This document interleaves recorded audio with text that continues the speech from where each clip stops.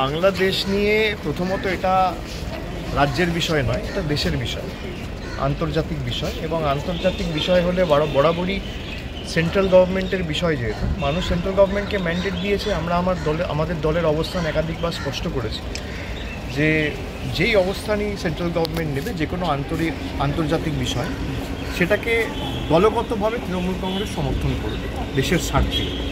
কিন্তু যে ঘটনা ঘটেছে একেবারে সমর্থনযোগ্য নয় এবং অত্যন্ত দুর্ভাগ্যজনক এবং নিন্দনীয়।